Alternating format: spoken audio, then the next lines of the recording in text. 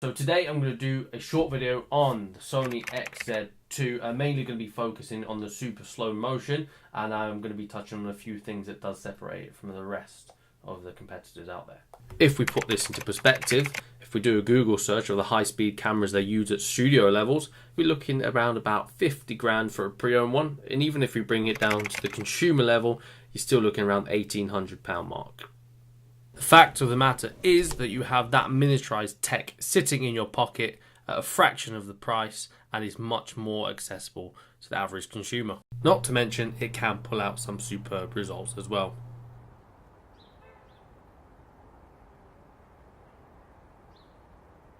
When shooting in 960 frames per second, you're shooting such a high frame rate, your camera needs a lot more light. So if you're lucky enough to live on the east coast of the US, you're absolutely fine. Clear sunny day, you'll get away with it, no problem. But if you're in the grey skies of the UK, you may need some help. So it's quite cheap, but you can pick up studio lights. Picked up these, 3 of them, for about 30 quid. And they help do the job, as you'll see in one of the montages I put together later in this video. Here is a side-by-side shot of the same balloon, one using a compact camera and one using Sony XZ2. So as we go into the second part of this, we'll rewind that. If I slow down the 60 frames per second to 32 times slower than full speed, we see the detail is nowhere near as great as the Sony XZ2. And I also learned it's hard to time it if you're doing it by yourself.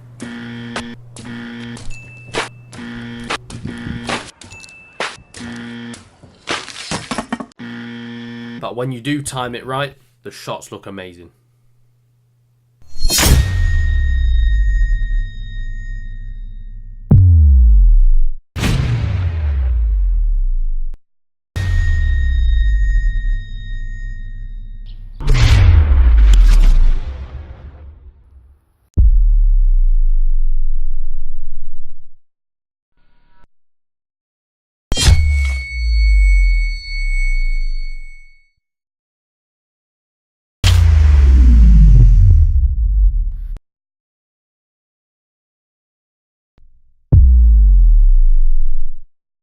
Pretty cool shots that have come out of this phone.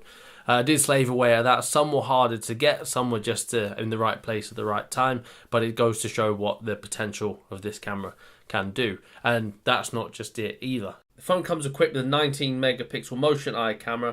It can take crystal clear pictures and it can perform very well in low light situations. It also helps when you get to view them on a HDR screen. The device supports QI wireless charging and Lenovo's adaptive charging. This is potentially to prevent any overcharging of your device and ruining the battery life. And for any gamers out there, PS4 Remote Play allows you to play your PS4 away from your TV.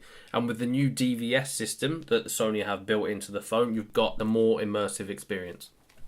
Last but not least is Sony's support app. On this Sony support app, you can run diagnostics on your handset from the camera to the light sensor on the front.